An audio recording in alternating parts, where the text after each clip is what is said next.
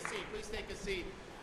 We are proud to be here at Big Dog Ranch. Very impressive facility. I mean, those of you who've been here know that. I've known about it, but this is the first time I've been here, and wow. We're joined by our Executive Director for Highway Safety and Motor Vehicles, Dave Kerner, Lori Simmons, founder and CEO of Big Dog Ranch Rescue, president founder of the Ponce Animal Foundation, Debbie Dorino, Trooper Orlando Morales from the Florida Highway Patrol, and then we have Representatives Weinberger, Gerwig, Gossett Seidman, and the warrior Mike Caruso. They're all here today. Thank you.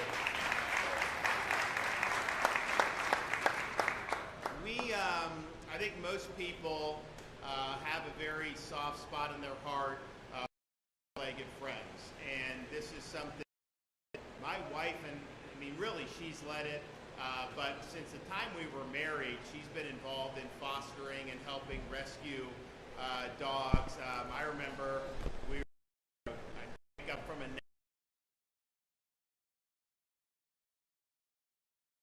she had a TV show at the time, so she and like immediately would come and they would do it, and then she's even done that since we've been in Tallahassee, living in the governor's residence, where people see and then they come and are able to adopt and save a lot of great dogs.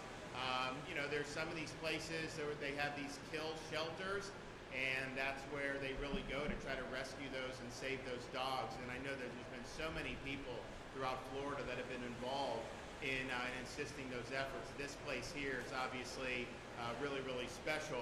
But we've been doing that, and it's something that's been important, particularly the First Lady. But I would also say, from an operational perspective, when I was deployed to Iraq way back when during that conflict, you would not see a special forces mission without a military working dog. You would not see EOD without those dogs. And I'll tell you what, when they would train, when they would tell that dog who to get, they would latch on to that to the hostile, and they would not let go. I mean, it was pretty impressive to see how well trained they are. And of course, they're in harm's way too, not just when you're deployed militarily in a place like Afghanistan or Iraq, but even here with our police forces, our PDs, our sheriff's departments, and our state law enforcement.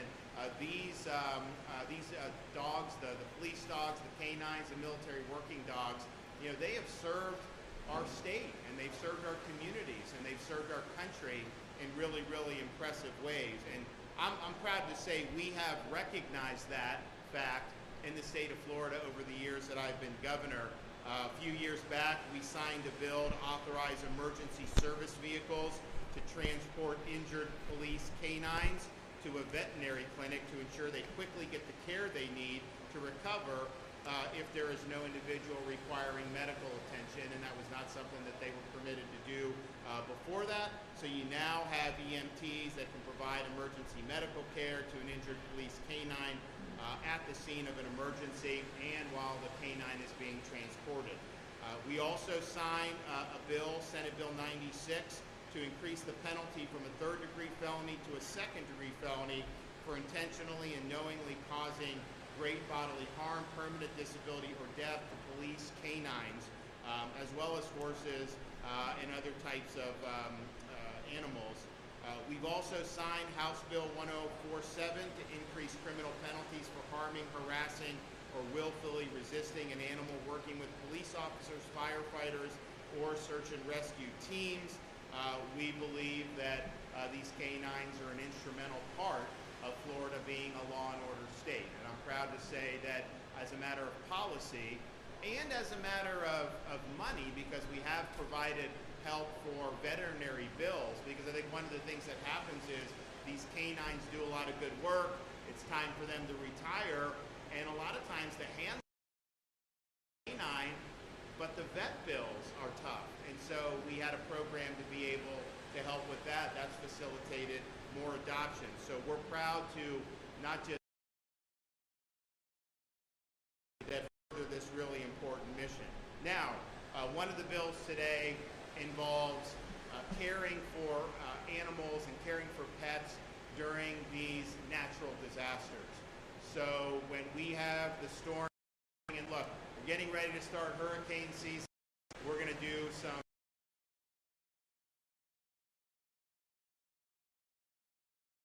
now.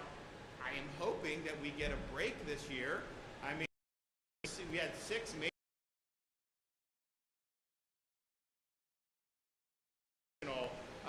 this is something that they kind of tend to go in bunches, and then sometimes you get a respite. Who knows, right? I mean, I can't predict. When they predict there's not going to be then that, and so it doesn't really. So who knows what'll happen? Hopefully we won't have to deal with it. But I can tell you, when we see a storm on the horizon, when we start ramping up the public messaging, one of the things we've been stressing is if you evacuate, make sure you're taking care of your pets. You cannot leave a dog behind if you're in an evacuation zone. All of our shelters, all of our counties have at least one shelter that is pet friendly.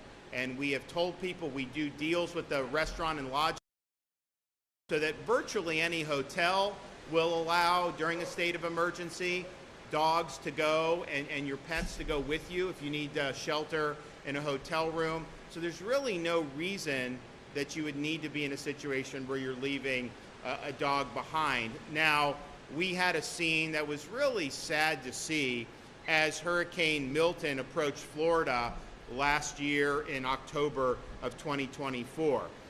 The trooper that's here with us today, Orlando Morales, he came across an abandoned dog tied to a fence on the side of Interstate 75, left to face the storm alone. Now, that's bad enough, but the water was rising very quickly, and so it was getting close to his neck, and had he just been left there, he may have ended up drowning or even have other things happen given the storm. So Trooper Morales pulled over, freed the pup, and brought him into his patrol car as the hurricane was approaching. This got a lot of attention in terms of social media and even legacy media, and so the dog has now been named Trooper. It's now the dog's and the owners, Frank and Carla, wanted to be here today, but they're under the weather, so they weren't able to be. But we want to thank them and acknowledge them for giving Trooper a good home. It was a close call, but I'm glad that things worked out for the dog and for both Frank and Carla. Now, this story is exactly the type of cruelty that we cannot tolerate in the free state of Florida. We're a law and order state, and that includes the need to prosecute those who are derelict in their duty to take care of their own pets. So today I'm going to sign Trooper's Law, legislation that makes it a third-degree felony to restrain and or abandon a dog outdoors during a declared natural disaster or any time in which a mandatory or voluntary evacuation order is in effect. Leaving a dog chained up in the path of an ongoing storm is inhumane, and under this law, it will be a crime that carries up to 5 years in prison and a $10,000 fine.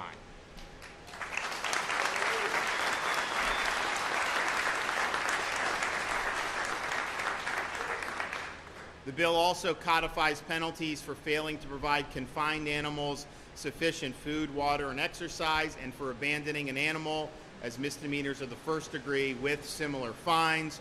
This law, Trooper's Law, sends a clear message.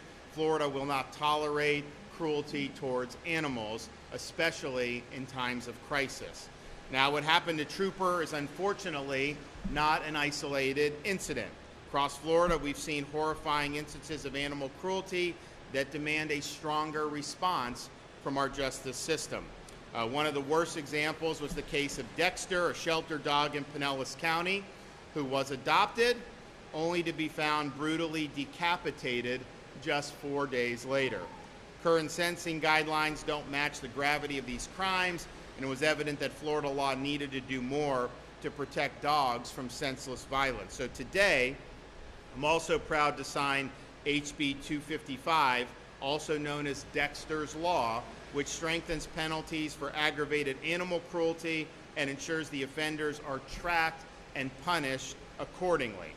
The bill will apply sentencing multiplier, and it also creates Florida's first ever animal abuse database, making sure that shelters and the public have a right to be made reasonably aware of individuals convicted of animal cruelty in their community.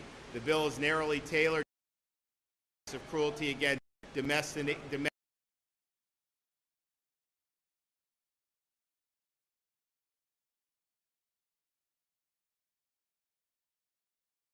So I want to thank the members of the legislature that supported this legislation. I think Florida will be better off once it's signed and enacted into law, and it just shows that when issues arise, Florida steps up, we lead, and we get the job done. And with that, we'll hear from some of our speakers. So we'll start with David Kerner from Palm Beach County. Thank you, Governor, and thank you for your leadership on not just this very important issue, but all the issues that face the state of Florida and our beloved Floridians. As a Palm Beach County native, it is a pleasure to be back home here in Palm Beach County for just a little bit, and particularly here at Big Dog Ranch Rescue. And on behalf of the Florida Highway Patrol, it's a very special honor to join our great governor, Governor Ron DeSantis, Lori Simmons, Debbie Dorino, and our honored members for this very special and important bill signing. But most certainly, it is a huge honor for all of us to join all of you, the fighters and the soldiers and protectors of animals in need and love and rescuing. I thank you for what you do. I know how passionate you are, and I want you to know that it makes a very big difference in the lives of the animals that need rescuing and love. Thank you for never giving up on our four-legged friends and all of God's special creatures. And while I'm here today in my official capacity on behalf of the Florida Highway Patrol, I cannot miss this opportunity to share with you my story about my four-legged friend. We all have that story, how we fell in love. And mine starts in 2017. Fortunately, Sheriff Bradshaw sent a contingent of deputies led by now Chief Tony Araujo over to Puerto Rico in 2017 after Hurricane Maria. We were there to help to the best of our ability. We were in the rocky or mountainous portion of Puerto Rico called La Cordillera Central. I know I butchered that, but I remember being on top of this mountain, and out of the woods and out of the trees came a pot cake, and I think we all know what a pot cake is. Out came this dog that was just beaten, battered, bleeding, but he was smiling. And he came up to me and he put his paw on me, and I promised myself that I would give him the best life that I could give him. Now, understand at the time the logistics were very difficult in Puerto Rico, so getting him home was a challenge. And who did I call? I called, well, now Representative Meg Weinberger. She wasn't representative yet, but she was fighting a good fight. I said, I got this dog, I got to bring him home. She got on the phone with no other than Lori Simmons from Big Dog Ranch Rescue. And in my notes, I don't know why I recall this number, but Representative Weinberger and Lori were able to get my dog onto an airplane, and I thought that there were 120 dogs rescued in that moment. I was talking with Lori before the event. It was 7,000 dogs that Big Dog Ranch Rescue brought back from Puerto Rico to Florida. And I know I mentioned earlier that I said I would give Nick, that's his name by the way, Nick, the best life that I could give him, but I never imagined how incredible the life he would give me. And so Representative Weinberger, Lori, Big Dog Ranch Rescue, thank you for changing the course of both of our lives. It's been a blessing every day. Enough about my story. The real reason we're here is to cheer on our governor, our incredible governor, as he signs two fantastic bills. HB 255, Dexter's Law, and Senate Bill 150, Trooper's Law. Now, Trooper's Law did not come into being by accident. It didn't come out of nowhere. It started with the deplorable actions of a human being abandoning his dog on the side of an interstate during a hurricane. It involves the rescue of that same four-legged, beautiful dog by a state trooper. It then transitioned into a criminal investigation led by the Florida Highway Patrol, and it includes the heart-touching efforts of our governor and First Lady in their efforts to find a forever family for a trooper. And it ends today with the efforts of our state lawmakers to pass Trooper's bill, which will become official when the governor puts his signature to the bill in just a few moments. I'm honored to have State Trooper Orlando Morales, who rescued Trooper the dog. Let's give him a round of applause for your awesome efforts.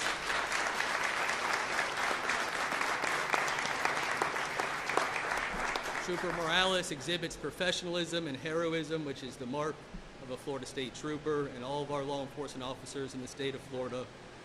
But I cannot leave this momentous occasion without thanking each and every one of you in the crowd here today, including the governor and the First Family, for being soldiers and protectors of our rescue animals and our rescue organizations.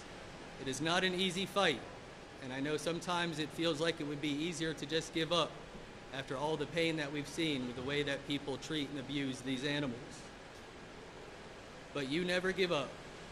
And as long as we don't give up, neither will our rescue animals, who give us hope and a future for their incredible lives. Governor, thank you, not just for your official actions and leadership on this issue, but in your private life and your family life as well. I cannot tell you how surreal it has been to walk into the governor's residence or the governor's official office and have a rescue dog pouncing around as we do the business of the people of the state of Florida. How someone treats an animal speaks volumes of their character, and your family's character, and the character of the people who rescue animals is beyond reproach. And my final comment and thought is, I've never had the chance to publicly thank you, Sheriff Bradshaw. In 2024, we had a canine. His name is Diesel. He works right here in Palm Beach County. Trooper Canine Diesel was overcome with heat and exhaustion, and he was going to pass away. I didn't know who else to call. I actually reached out to Representative Weinberger. They told me that the dog was going to pass away if it didn't get to Gainesville. Our trooper, the canine handler, was going to drive that dog, Diesel, to Gainesville. We knew that that would not be a good ending to that story. And so you intervened and you allowed your pilots and your resources in your helicopter to get Diesel to the care at the University of Florida, and you saved his life. That's just one small example of the incredible way that you've served this community, and the Florida Highway Patrol thanks you for what you have done for law enforcement. Thank you.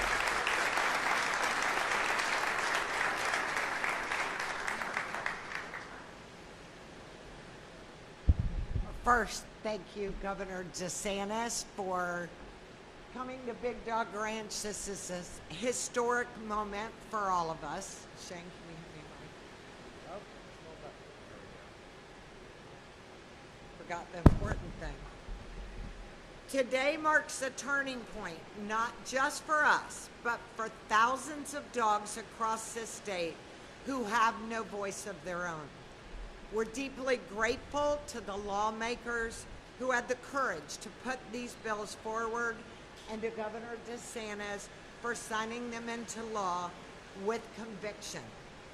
Both these bills will save lives. Not possibly, not hopefully, they will save lives. They will force people to think twice before they abandon a dog or commit acts of cruelty we see far too often. At Big Dog Ranch Rescue, cruelty isn't a headline. It's a reality we face here every single day. Dogs like our BB, who is nearly starved to death, skin and bones, abandoned, abused, and left to die. We have dogs full of buckshot and ribs broken by hands of monsters. We have dogs that have been deliberately burned, where it takes months of painful wound care for them to recover. Another recent case just a few weeks ago of 3 Chihuahuas who were horrifically dragged behind a truck until they had no skin.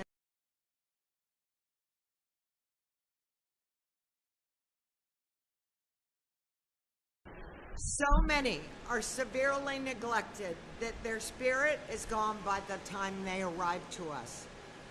Others, bred to the point of collapse, living in horrific conditions, in small cages, never touching the ground or seeing the light of day, all to put money in the pockets of backyard breeders and puppy millers who care more about profit than these dogs' lives. This legislation is a signal. Enough is enough.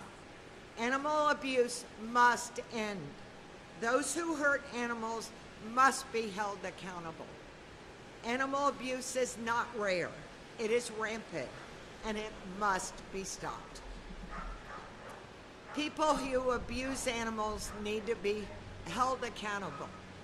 No more slaps on the wrist, no more loopholes.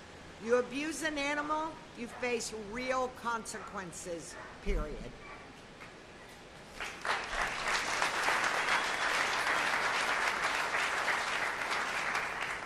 Our new campaign here at Big Dog Ranch Rescue is MADSA, Make America Dogs Safe Again. You all have hats underneath your chairs or in your chairs. Please wear them proudly and spread the message. We're targeting the bad actors, backyard breeders, and puppy mills that profit from cruel and inhumane breeding practices. Please spread the word. This is what we'll be up to the legislator for next year, trying to put an end to. So Big Dog Ranch Rescue has saved nearly 80,000 lives since opening in 2008. We wouldn't need to do this if bad humans had not failed them. We currently care for over 1,800 dogs and puppies between our 3 campuses. At least 30% of these dogs are victims of abuse or neglect. There are far more cruel people out there than we'd like to believe. But these dogs are more than numbers. Each one has a name. Each one has a story. And each one deserves the chance to live with dignity and to be loved. We believe that signing of these bills are just the beginning. We can end the cycle of cruelty through education, sterilization, and legislation. Together, we can build a future where no dog is left behind. We are proud of this moment, but make no mistake, we're just getting started. Next year, we'll be back, fighting for more protections, pushing for tougher laws, because every dog deserves better.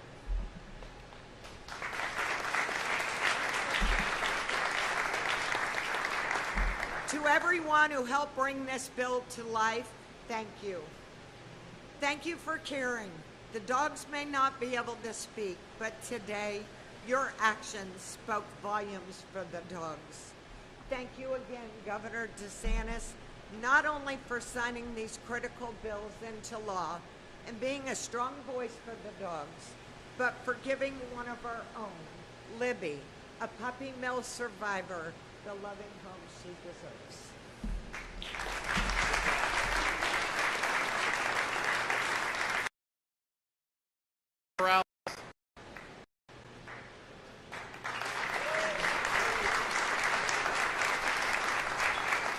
How you doing, everybody? Can y'all hear me pretty good? All right, I don't know why I'm a little nervous now, but good morning. A little louder. Can y'all hear me better now? All right, good morning, everybody. So just to give y'all a little synopsis of my encounter with Trooper. On that day, on that morning, it appeared to be less traffic due to the prior days of evacuations. So thankfully I was available, and if anybody's familiar with the Tampa area, I was at the junction of I-75 and Interstate 4, and I sure enough just seen a indicator of a call that just came available, and it was a call of a distressed animal tethered down to a fence or a pole. And with immediate, pretty much action, I just started heading in that direction northbound, and it took several loops, but I thank God that he gave me the right time and right place of where to be. And after like the second or third loop, I was able to find a dog clearly in water, in distress. And it was a horrific moment to be in, but I was just thankful that I was able to find him. And sure enough, from the viral video that went everywhere, yeah, he was almost gonna bite me, but I had to give him some space. You know, he definitely earned that. He was clearly in distress. I took him in, and he got all the attention, the love, and the care that he needed. And thanks to Hillsborough County Humane Society, Leon County Humane Society, and also Big Dog Ranch, He was able to get all the care in the world and get to where he's at now with the Fosters all the way to Frank Spina and Carla. So now, unfortunately, as the governor mentioned, I can't be here under the weather, but I am in communication with him. He is doing absolutely amazing. I get pictures and videos, and if no one's aware, he actually adopted another dog. So Trooper has a fur companion. So he's living his best life, and he's doing amazing. And I want to just say thank you to Executive Dave Kerner, Governor Ron DeSantis. I want to say thank you to the Leon County Humane Society, Big Dog Ranch, and I want to say thank you to the state attorneys and legislators for, and also every single one of y'all here, everyone that's going to be watching this as well, because if it's not for any of y'all, y'all wouldn't be shedding a light on something that's a traumatic, and with every other experience that goes untold and unheard. So thank you all, and thank you all for allowing me to be a part of this.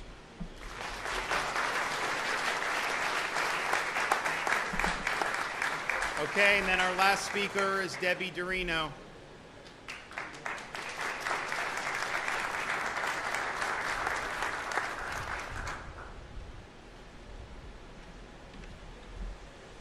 Thank you, Governor DeSantis, for giving me the opportunity to share the story. For those of you that don't know me, my name is Debbie Dorino. I am the person behind Dexter's Law. I am also the person behind Ponce's Law from 2018, which is your felony animal cruelty statute for the state of Florida, which also allows, at the court's discretion, to ban you from owning an animal if convicted. Dexter's Law is named after a dog named Dexter who was adopted from the Pinellas County Animal Shelter and killed in a most horrific way. Dexter's Law has two key provisions related to animal cruelty in Florida. First, the FDLE will be required to maintain a public, searchable online database listing the names of individuals convicted or who have pled guilty or no contest to animal cruelty offenses. There are only a handful of databases across our country at this present time.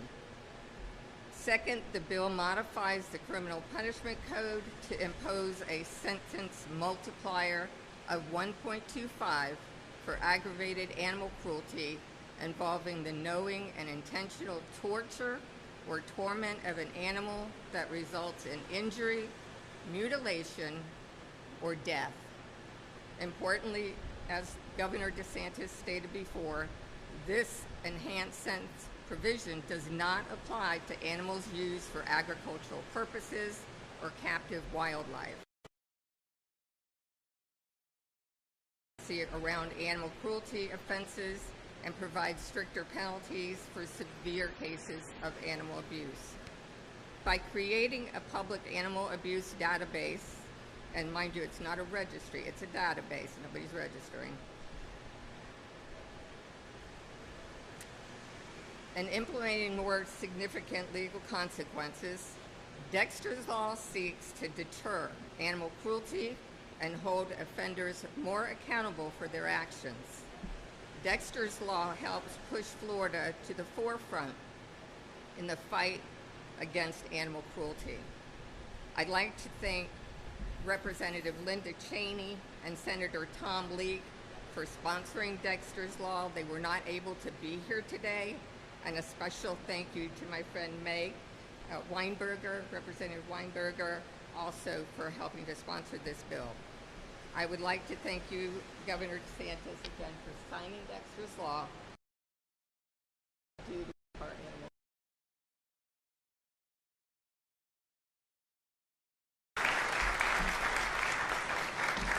Well, appreciate everybody speaking. I think it's great, and you know, there is a lot more work to do. You know, it's interesting. I've got a preschooler. She's going into kindergarten next year, and she's like really interested in Chihuahuas. And I was just like, do Chihuahuas like the young kids? I don't know. I mean, it seemed like they probably be a little temperamental there. I tried to tell her. I said, you know, that may not be what you want right now, but we'll see. We'll see what happens on that. But why don't we make it official? So everybody wants to come up, we'll do it and get it done.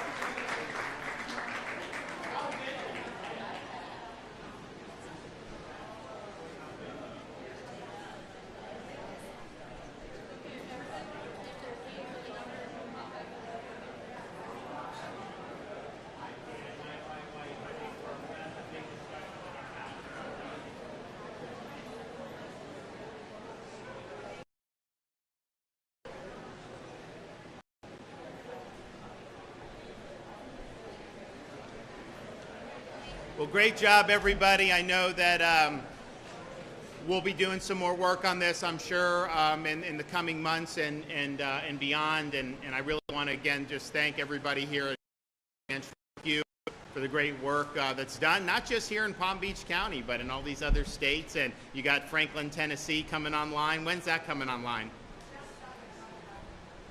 Okay, so, so it's in the works. So that's really... Texas and Alabama are full swing. Franklin, Tennessee, outside of Nashville, is en route. Okay, we got any questions before I leave? Yes, ma'am. Governor, in our area, we've seen some cases of animal abuse, or I should say dog trainers charged with animal abuse. But in Florida, there's no required training or certification or even licensing for those dog trainers beyond just a basic business license. Given that many other professions do require oversight, is that something that you and other lawmakers would consider addressing? Do you, did you hear that question about, is there an issue with the dog trainers, do you think? Okay. Well, look, I mean, I think, like, Lori says that maybe need to be something that you look at. So, look, I want to protect the dogs. So, if there's things we can do, then I want to be a part of that conversation. Absolutely. Yes, sir. Thank you, Governor. Hey. Just with off topic with respect to the budget battle happening up in Tallahassee, can you elaborate for us the latest on that? Any progress there? So the legislature has really one duty, it's to do appropriations and do a budget. That's the only thing they have to do. Legislation like this is nice, but they're not constitutionally mandated to pass policy changes. They are mandated to do the budget. It should have been done at the beginning of May. I don't think they have an agreement, but we're going to have to get this done. And so traditionally, I've kind of let them do these things. But there obviously is going to come to a point where we're going to say enough is enough and we're going to get it done. So it will get done one way or another. Yes, ma'am.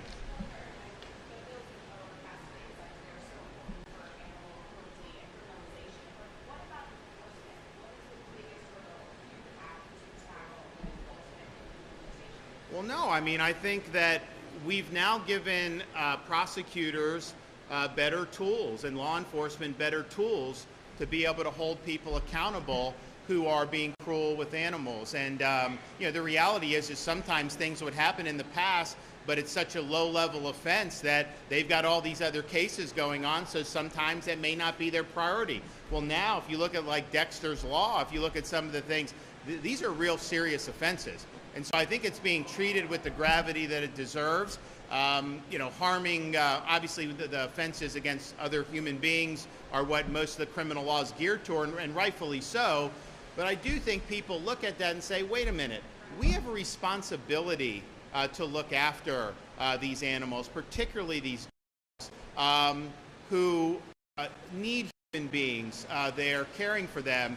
And if you're not going to do that and even go beyond to commit harm against one of these innocent dogs, then you need to be held accountable. And I do think it's going to be a deterrent as people see that this happens. Now, I know they did the thing with Trooper.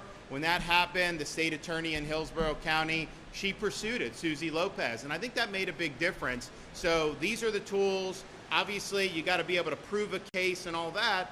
But as long as it's a viable case, I think you see people.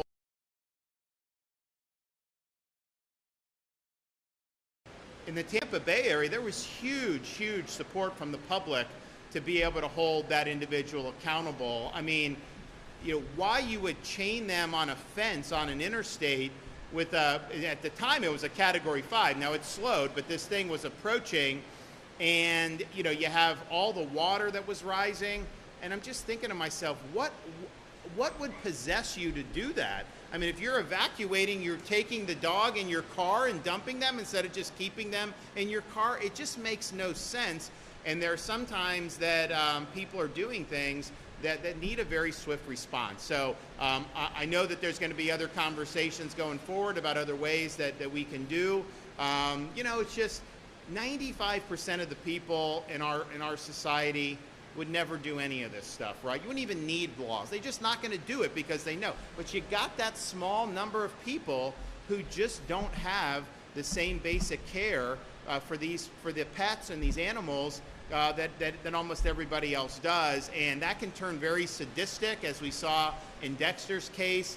And there's people that have a fetish of being cruel to animals. And again, this is a very small percentage, but they can do a lot of damage. And so it's our job to hold them accountable. Okay, guys, thank you.